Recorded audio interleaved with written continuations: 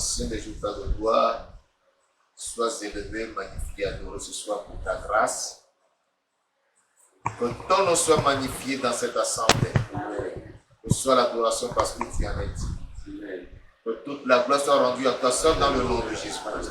Car c'est toi qui vis et règnes au siècle des siècles. Seigneur, ce soir, nous sommes là. Encore ta parole, nous l'attendons pour qu'elle nous fasse du bien. Envoie-la dans toute sa puissance, afin qu'elle guérisse, afin qu'elle délivre, afin qu'elle libère, afin qu'elle édifie. Au nom de Jésus, que toute puissance qui cherchera à se poser à ta parole soit brisée au nom de Jésus-Christ. Ta parole dans la bouche de ton serviteur soit du feu et de la flamme. Que la parole soit comme le marteau qui brise le roc.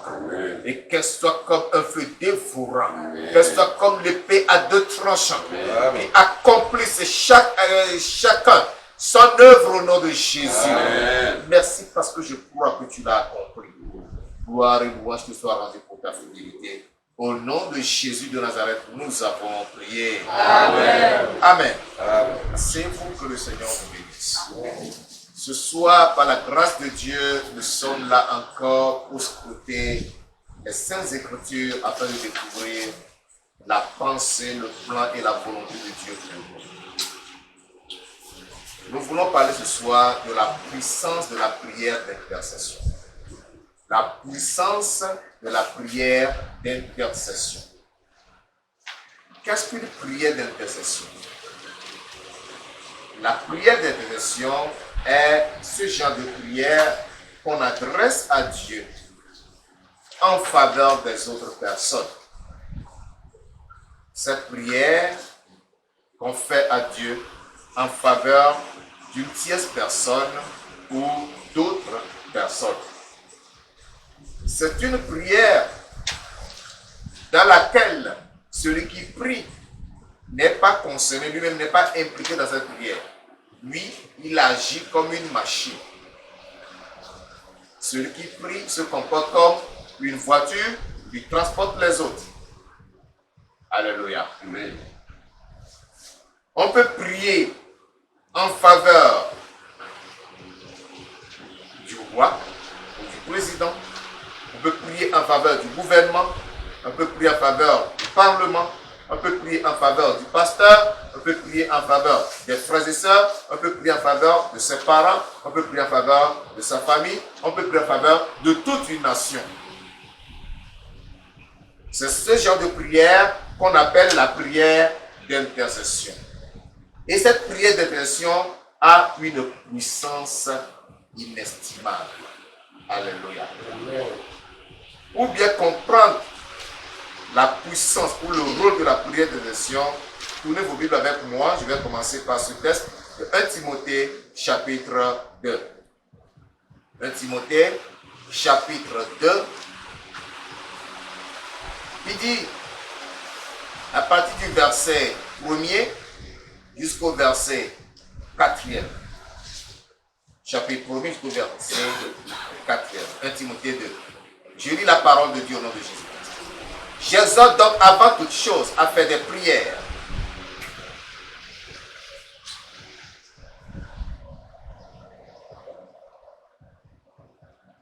des supplications, des requêtes, des actions de grâce pour tous les hommes. Alléluia. Je reprends le premier verset. J'exhorte donc avant toute chose à faire des prières, des supplications, des requêtes, des actions de grâce pour tous les hommes. Alléluia.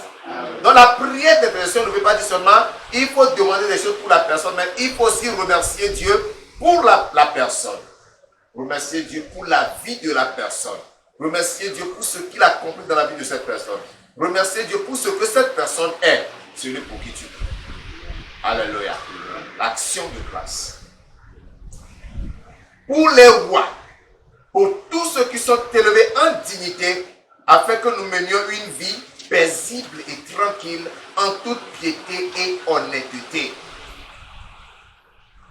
Le but de cette prière en faveur de ceux qui sont élevés en dignité, en faveur des rois, en faveur des autorités, C'est pour que nous, chrétiens, nous puissions mener une vie paisible et tranquille en toute piété et honnêteté. Qu'est-ce que cela voudra dire?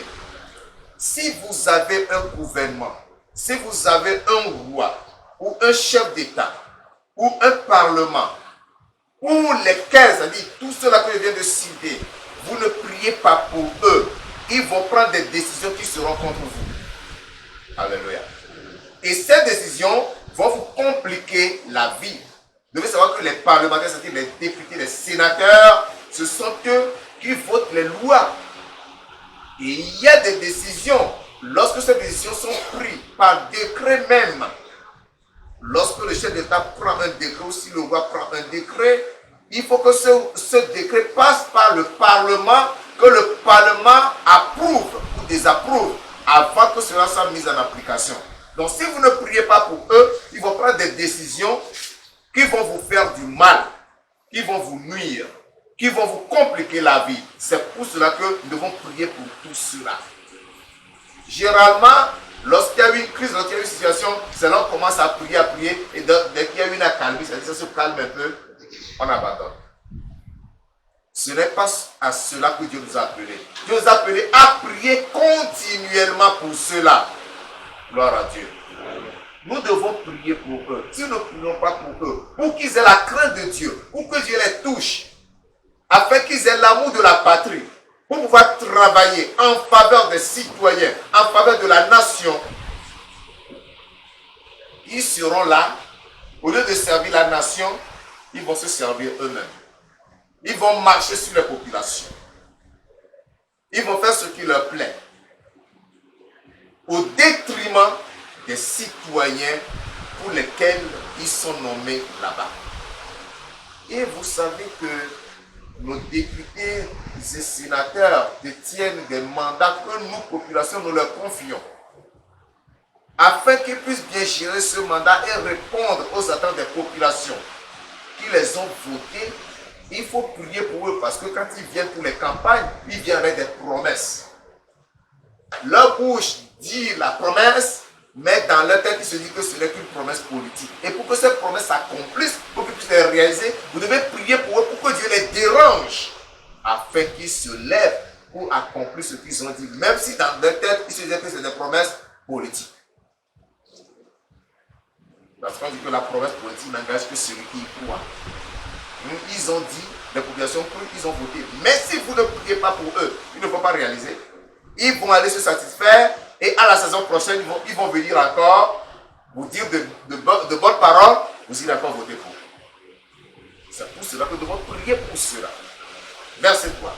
Cela est bon et agréable devant Dieu notre Sauveur, qui veut que tous les hommes soient sauvés et parviennent à la connaissance de la vérité. Ceci nous montre que nous devons prier pour les pécheurs. Nous devons prier pour les sorciers. Nous devons prier pour les féticheurs. Nous devons prier pour les charlatans. Nous devons prier pour les francs-maçons. Nous devons prier pour les rosicruciens. Nous devons prier pour tous ceux qui sont dans les loges afin que Dieu les sauve. Évidemment, il y en a qui sont sauvés. Il y en a qui parviennent au salut. Et on dit vraiment, il a la grâce de Dieu. Il faut que vous sachiez que c'est parce que quelqu'un s'est enfermé chez lui, s'est privé de nourriture et de l'eau, fléchissant ses genoux jusqu'à ce que Dieu agisse dans la vie de cette personne. Alléluia. Il y a des homosexuels. Il y en a qui se convertissent. Ça ne tombe pas du ciel. C'est que quelqu'un se cache quelque part, fléchit ses genoux, se prive de l'eau et de la nourriture jusqu'à ce que cela se réalise. Nous voyons seulement les témoignages et on s'étonne, ou bien on loue Dieu. C'est que quelqu'un fait un travail quelque part. Toi, qu'est-ce que tu fais? Qu'est-ce que tu fais pour cela? Peut-être dans ta famille, il y a un homosexuel. Tout le monde l'a écarté, tout le monde le regarde avec mépris, et toi aussi tu le regardes avec mépris. Tu ne sais pas que tu as un devoir, tu ne sais pas que tu as une responsabilité. C'est ta prière qui le sauvera de là. C'est pour cela que Dieu nous recommande de prier pour tous les hommes sans exception. Tu dois prier aussi pour ton ennemi afin qu'il soit sauvé et qu'il sache que ce qu'il a dans son cœur contre toi est péché contre Dieu pour qu'il change. Alléluia. La prière d'intercession est une prière puissante qui transforme des vies. Gloire à Dieu. J'ai écouté le témoignage d'un jeune homme, d'un frère. Il était converti parce que un pasteur avait mobilisé ses collaborateurs. Ils se sont mis à jeûner, à prier pour lui. Ce frère avait des locks à la tête. C'était chanvreux. On priait pour lui, on jeûnait, on priait pour lui. Puis, au cours de ce jeûne-là, on l'a invité une soirée. C'était le dernier jour. On l'a invité à venir. Quand il est venu, ils ont commencé à prier. Le Saint-Esprit le saisit. C'est comme ça qu'il a été délivré. Il a donné sa vie à Christ. Alléluia. Amen. Il n'a pas demandé qu'on prie pour lui. Mais ils ont pris sur eux de prier pour lui. Et de l'inviter le dernier jour de la prière. Et le Seigneur l'a saisi. Sa vie a été transformée. Gloire à Dieu. La prière de nation est très puissante. Et nous devons prier surtout pour les hommes de Dieu. Nous devons prier pour nos pasteurs. Nous devons prier pour nos leaders. Si nous manquons de prier pour eux, c'est très mauvais. Ce sont des hommes. Ils sont faits de chair et de sang comme vous aussi. Ils ont des faiblesses, ils ont des manquements, ils ont des insuffisances. Si vous ne priez pas pour eux, comment Dieu peut se servir de pour accomplir de grandes choses? Dieu ne peut pas les utiliser comme cela se doit. Qu'est-ce que Paul dit dans Éphésiens chapitre 6? Éphésiens chapitre 6.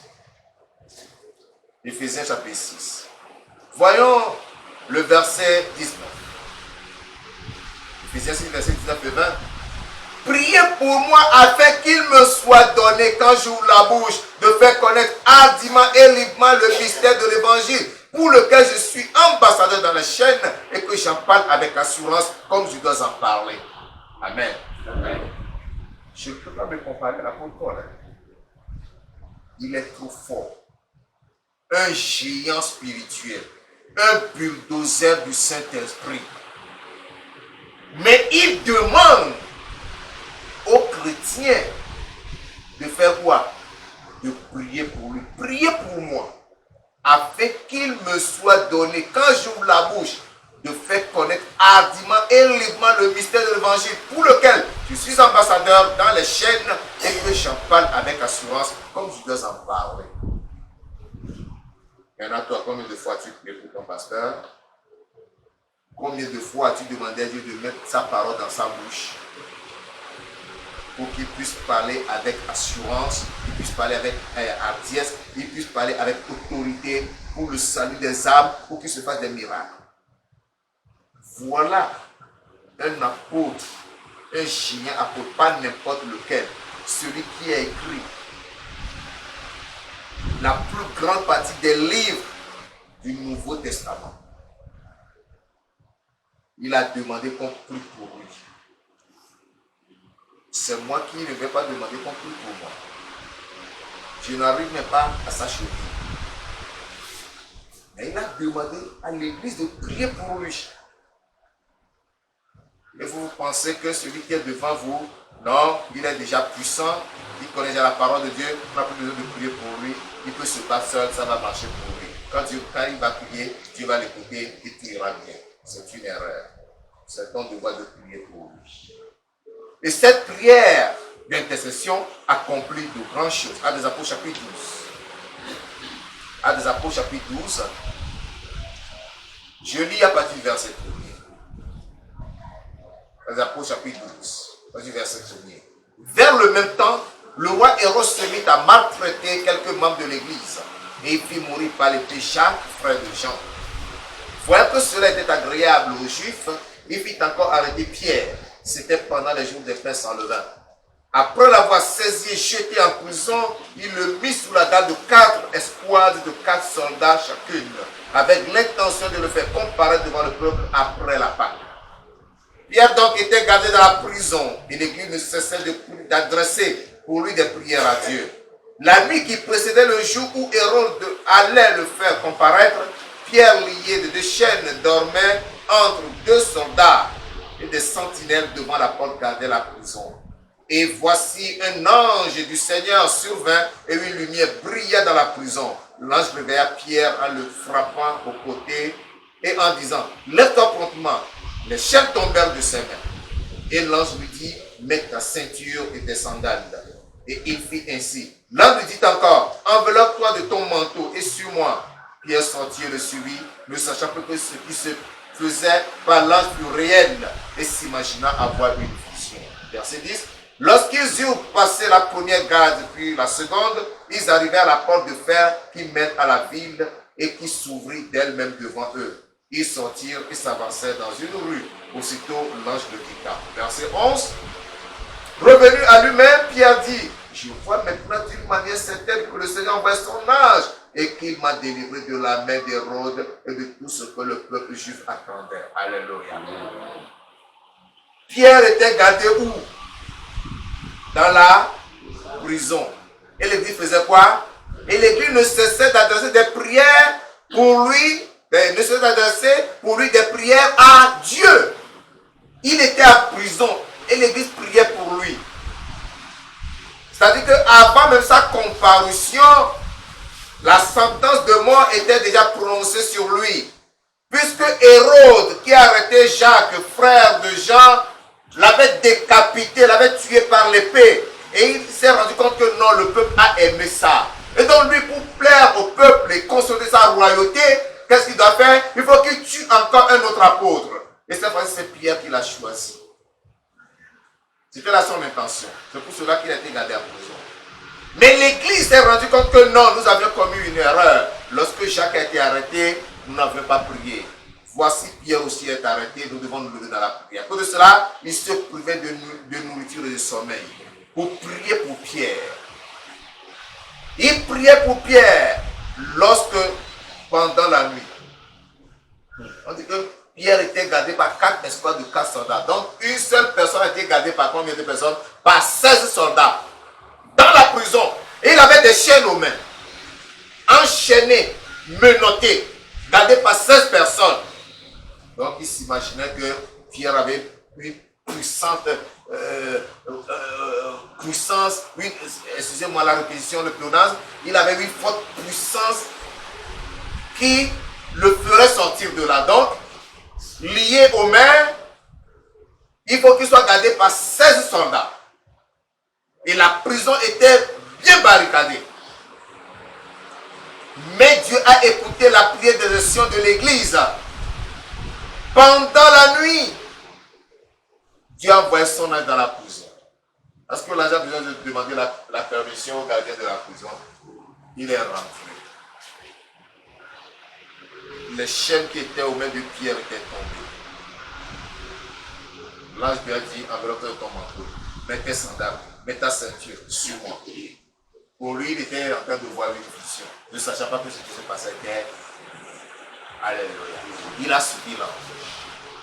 Ils ont marché. Première porte, deuxième porte. Finalement, la porte qui mène en ville. Ils sont arrivés à la route. L'ange a dit, ok, continue ta route. C'est pas un rêve, c'est pas une vision, c'est une réalité. Alors il a pris une route. Verset 12. Après avoir réfléchi, il se dirigea vers la maison de Marie, mère de Jean, surnommée Marc, où beaucoup de personnes étaient réunies et priaient. Pendant cette nuit, ils priaient encore pour lui. Ils étaient en pleine prière. C'est là où Dieu a envoyé l'ange. Il frappa à la porte, verset 13, elle frappa à la porte du vestibule et une servante nommée Rhode s'approcha pour écouter. Elle reconnut la voix de Pierre et dans sa joie, au lieu d'ouvrir, elle courut annoncer que Pierre était devant la porte. Alléluia. Au lieu d'ouvrir, elle a laissé Pierre là. C'est la joie. Ah non, la joie rend fou, hein. Le petit Pierre à la porte. Mais regardez ce qu'il a annoncé la nouvelle. Regardez. Verset 15. Il lui dit, tu es folle. Mais elle affirmait que la chose était ainsi. Hein? Comment Pierre est dans la prison quand tu dis qu'il est à la porte. Vraiment. Ça ne va pas chez toi. Hein?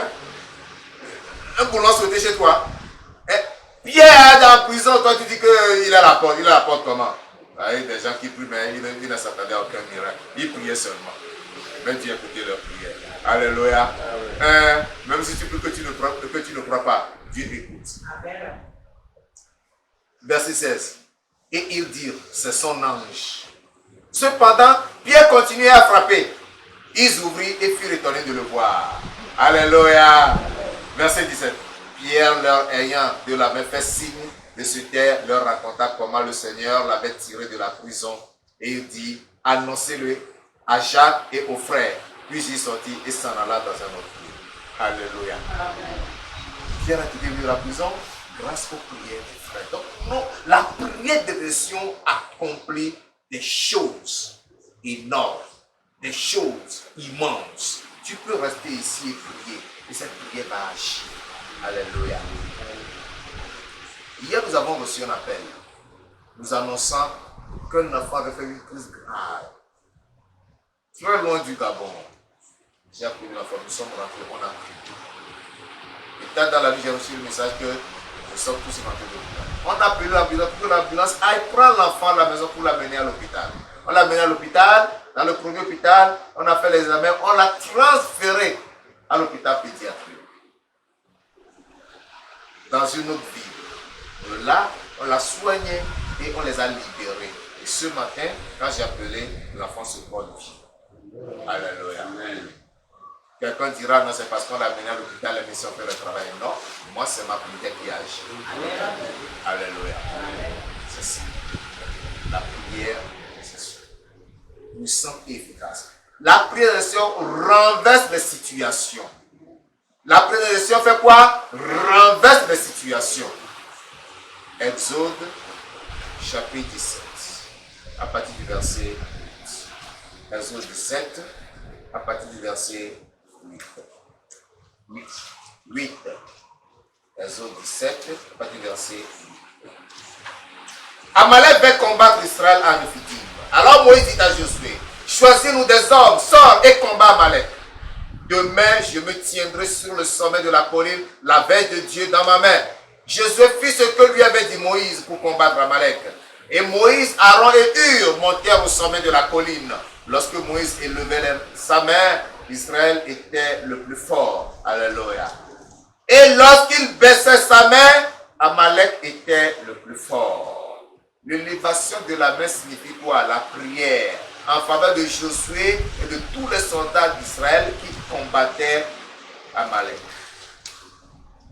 Quand sa main était levée, lorsque la prière montait, c'était Israël qui remportait la victoire. Mais quand sa main était fatiguée, qu'il les baissait, Amalek prenait le dessus sur Israël. Maintenant, deux personnes étaient avec lui, Aaron et Hur. Ils ont vu la chose, ils ont compris quelque chose. Ils ont dit non, on va faire quelque chose. Qu'est-ce qu'ils ont fait? Verset 12 d'abord. Les mains de Moïse étant fatiguées, il prit une pierre qu'il plaçait sous lui et il s'assit dessus. Aaron et Hur soutenaient ses mains, l'un d'un côté, l'autre de l'autre. Et ses mains restaient fermes jusqu'au coucher du soleil.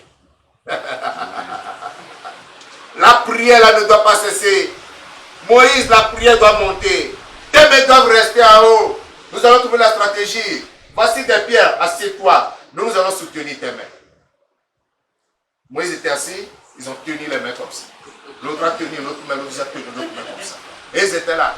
Moïse, la main ne peut pas baisser. Ça va rester comme ça jusqu'à la victoire finale. Alléluia. Verset 13. Et Josué vaincu Amalek et son peuple au tranchant de l'épée. Amen. Amen. La prière d'intercession. Arrêtons de prier je, moi, me. Vous comprenez ça? Amen.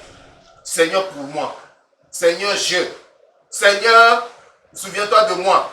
Pense à moi. Mon problème, mon fardeau, ma maladie, ma situation, mon rendez-vous, mon programme, mon projet. Arrête ça. Change de prière. Oublie-toi. Prie pour ta soeur, prie pour ton frère. Tu verras ce que le Seigneur fera. La Bible n'a-t-elle pas dit que celui qui arrose sera lui-même arrosé? Celui qui arrose sera lui-même arrosé. C'est-à-dire que si tu pries pour ton frère, ce que tu demandes pour lui, Dieu te le donnera.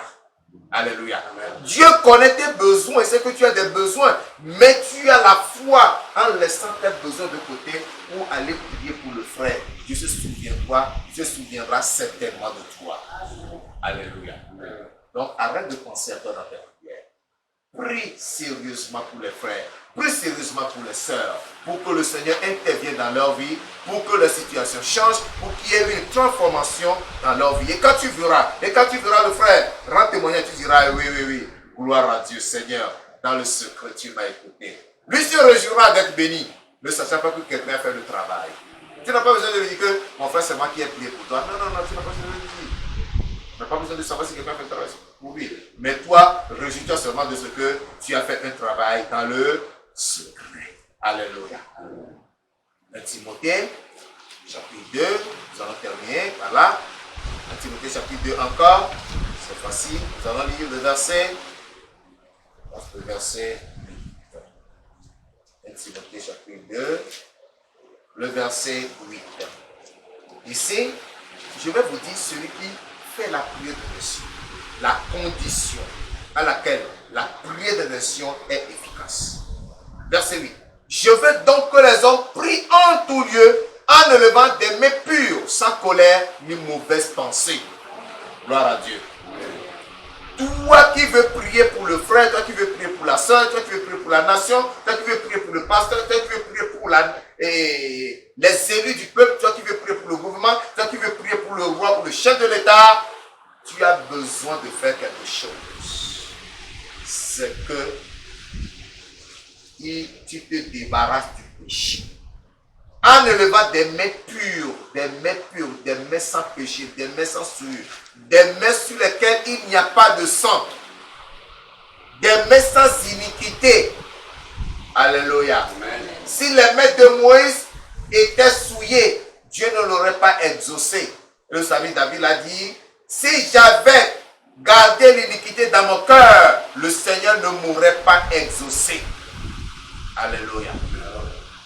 Nous devons élever des mains pures, sans colère ni mauvaise pensée. C'est-à-dire que toi qui te dis intercesseur, qui te met à la brèche en faveur de quelqu'un, il faut que ta vie soit une vie dans laquelle il n'y a ni péché, ni souillure, ni iniquité, ni impiété. Il faut que ta vie brille de pureté, de sainteté, de vérité.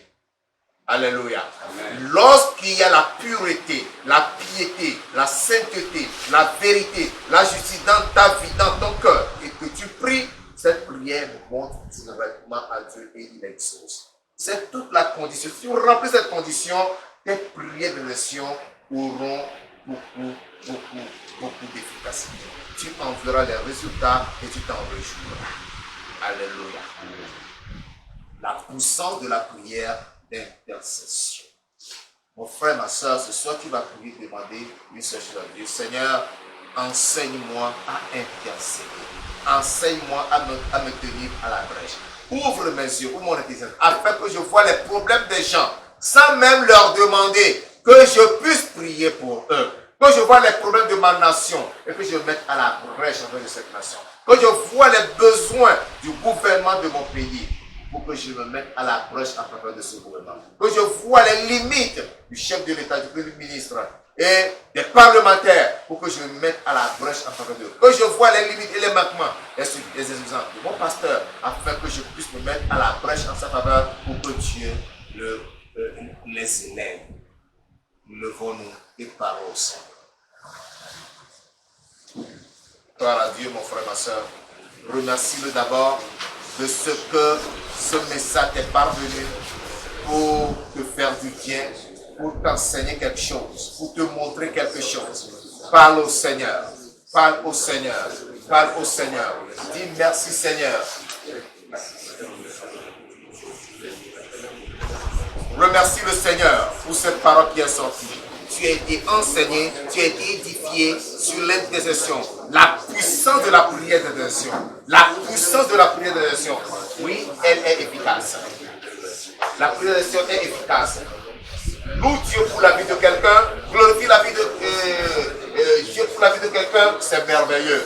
Et fait des pétitions à Dieu pour la vie de quelqu'un, pour le travail de quelqu'un, pour les projets de quelqu'un, pour les plans de quelqu'un. C'est fantastique, c'est merveilleux. Et un intercesseur ne parle pas. Si tu es intercesseur, tu dois verser sur ta bouche. Tu ne dois pas parler, tu ne dois pas divulguer les secrets des gens. Tu ne dois pas parler des gens, tu ne dois pas critiquer les autres. un de tes soeurs doit faire sur sa langue. Tu ne parles pas n'importe comment, tu ne racontes pas n'importe quoi. Dis au Seigneur, Seigneur, fais de moi un intercesseur. Seigneur, fais de moi un intercesseur. Réponds sur moi l'esprit de prière, l'esprit de supplication. Pour que Seigneur Dieu Tout-Puissant, je m'oublie moi-même et que je porte à toi les fardeaux des autres. Je dois porter à toi dans mes prières les fardeaux des autres. Que ta présence soit donc avec moi. Et que tes oreilles soient attentives à mes prières. Pour que lorsque je prierai, Seigneur, tu m'écoutes, tu m'exauces. Tu m'entends, que tu me viennes en aide. Pour délivrer cela. Pour agir dans la vie de cela. Seigneur, comme l'Église a prié pour Pierre pendant qu'il était gazé à la prison de Rhodes. Et que tu as écouté en envoyant ton âme délivrer Pierre, Seigneur, écoute-moi aussi. Seigneur, écoute-moi aussi. Quand je me mettrai à prier pour les frères, quand je me mettrai à prier pour les sœurs, quand je me mettrai à prier pour mon leader, quand je me mettrai à prier pour mon pasteur, quand je me mettrai à prier pour le président de la République, quand je me mettrai à prier pour le Premier ministre, quand je me mettrai à prier pour le gouvernement, quand je me mettrai à prier pour les parlementaires, quand je me mettrai à prier pour les maires, quand je me mettrai à prier pour les officiers des armées, quand je me mettrai à prier pour les officiers des sapeurs-pompiers, de la police, de la gendarmerie, Seigneur, exauce-moi. Quand je me mettrai à prier pour les médecins, les directeurs généraux, les entreprises publiques et privées, Seigneur, exauce-moi. Quand je prierai pour cette nation, écoute-moi, Seigneur. Quand je prierai pour mon église, pour l'église dans laquelle je prie, Seigneur, exauce-moi. Quand je prierai pour le pasteur, Seigneur, exauce-moi. Quand je prierai pour les enfants, Seigneur, exauce-moi. Quand je prierai pour ma famille, Seigneur, exauce-moi. Quand je prierai pour mes parents, Seigneur, exauce-moi. Quand je prierai pour le charlatan, Seigneur, exauce-moi. Quand je prierai pour le féticheur, Seigneur, exauce-moi. Parle à Dieu, qui fasse de toi un intercesseur. C'est pourquoi tu vas rejeter le péché, rejette tout péché, toute forme d'iniquité, tout péché sur toute ta langue, consacre ta langue à Dieu, consacre la bouche à Dieu, dis Seigneur, je te consacre ma bouche, afin que je n'ouvre pas n'importe quoi ma bouche, mais que je puisse vraiment consacrer ma bouche à la prière, consacrer ma langue à la prière. Je ne veux pas être un calomniateur, je ne veux pas être un rapporteur, je ne veux pas être un bavard inutile. Mais Seigneur Jésus, si je veux parler à toi. Je préfère te parler. Je préfère te parler dans le secret. Au lieu d'insulter les gens, au lieu de me quereller, au lieu de dire des gros mots, Dieu Tout-Puissant, je vais préserver ma langue pour ne parler qu'à toi seul. Et quand je te parle, Seigneur Dieu, écoute ma prière. Écoute-moi et viens à mon secours. Écoute-moi et viens à mon aide. Entends mes prières et réponds-moi. Entends mes prières et exauce-moi. Est-ce que tu pries, mon frère? Est-ce que tu pries, ma soeur? Est-ce que tu pries réellement? Prie. Demande que le Seigneur te vienne en aide. Demande que le Seigneur te vienne au secours. Que le Seigneur répande sur toi l'esprit d'intercession. L'esprit d'intercession. L'esprit d'intercession. Pour que tu puisses intercéder efficacement. Pour que tu puisses prier efficacement. Parle à Dieu, mon frère bien-aimé. Parle à Dieu, ma soeur. Ne te fatigue pas dans la prière. C'est le point où les chrétiens ont souvent échoué. Ils ont des prières égoïstes. Leurs prières sont des prières égoïstes. Tu dois prier pour les chambres de l'église, tu dois prier pour les protocoles, tu dois prier pour la sécurité, tu dois prier pour tous les frères de l'église, tu dois prier pour les enfants. C'est ton devoir, c'est ta responsabilité. Oui, c'est pour cela que Dieu a fait de toi son enfant. En te sauvant du péché, le jour où tu t'es tourné vers lui, en te repentant. C'est à cela que le Seigneur t'appelle. Et tu dois l'accomplir parce que c'est ton devoir. Tu dois le faire.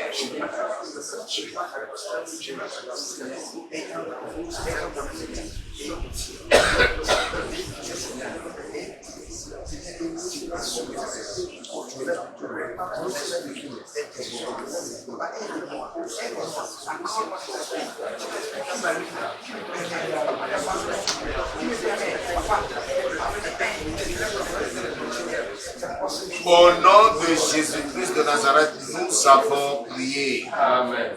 Dieu Tout-Puissant, Père de gloire éternelle des Amens, je veux te dire merci et te magnifier ce soir pour la révélation de ta parole.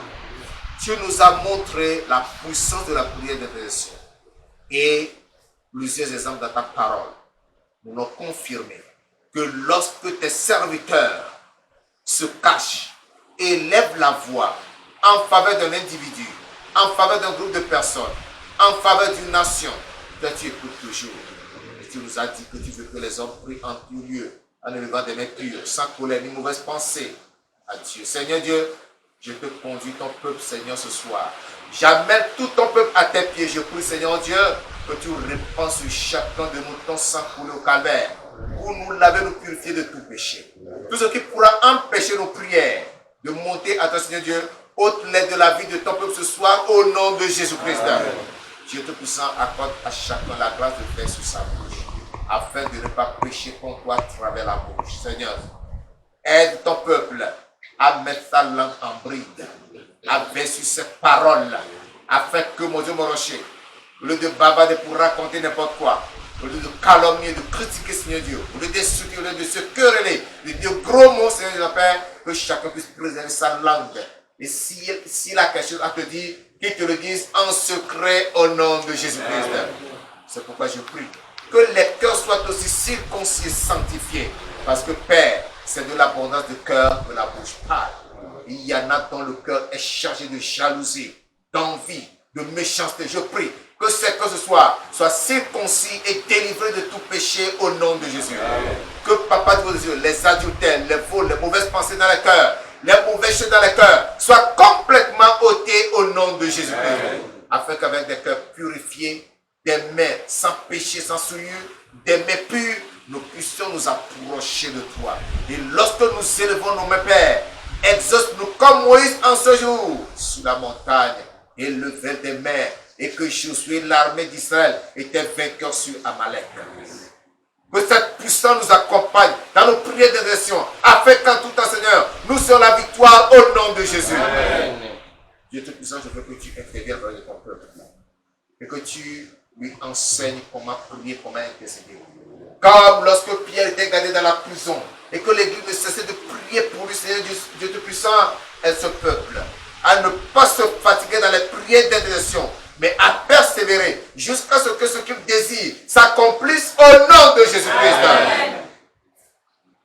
Répands sur nous le Saint-Esprit, lui le grand intercesseur, lui qui intercède pour nous auprès de toi, nuit et jour, par des soupirs et des gémissements inexprimables.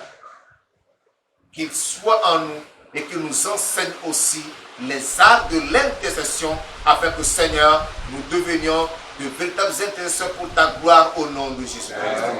Père Tout-Puissant, je prie que tu soutiennes ton peuple. Que tu lui accordes surtout la foi. Quand prière monte à toi et que tu les exauces au nom de Jésus. Merci parce que je crois que tu l'as accompli. Je te présente ce peuple que tu as rassemblé ici ce soir. Quelqu'un parmi eux est-il malade? J'élève ma voix en étendant ma main ce soir, afin que ta puissance de guérison descende sur lui et le guérisse au nom de Jésus-Christ. Quel que soit le nom de la maladie, je prends autorité et j'ordonne que cette maladie, par la puissance du Saint-Esprit, soit expulsée de ce corps au nom de Jésus-Christ. Dieu est puissant. Ceux qui sont tourmentés par des esprits méchants parmi eux, j'élève la voix en étendant ma main sur eux ce soir. Je prie que par la puissance du Saint-Esprit, tout démon agissant dans n'importe quel ici soit expulsé au nom de Jésus-Christ. Les esprits impurs de tout genre, les esprits de sirène, les esprits de serpent, les esprits de sorcellerie, je viens contre vous ce soir au nom de Jésus. Amen. Je vous commande, pliez vos bagages. Allez-vous-en dans la Bible sans foi au nom de Jésus-Christ. Je vous terrasse. Je vous renverse. Amen. Je vous neutralise. Amen. Je détruis tous vos hôtels au nom de Jésus. J'invoque le feu sur vous. Amen. Que le feu vous tourmente. Amen. Que le feu vous tourmente. Amen. Au nom de Jésus-Christ. Libérez ces corps. Amen. Libérez ces âmes. Amen. Libérez ces vies. Amen. Au nom de Jésus-Christ. Dieu Tout-Puissant, je te glorifie parce que je crois que tu m'as compris. Que soit la louange, la gloire, la Tu es béni parce que Seigneur, tu l'as accompli. Remplis ton peuple de l'esprit et de la puissance de l'intercession. Sois glorifié pour ta fidélité. Au nom puissant de Jésus de Nazareth. Amen. Amen. Amen.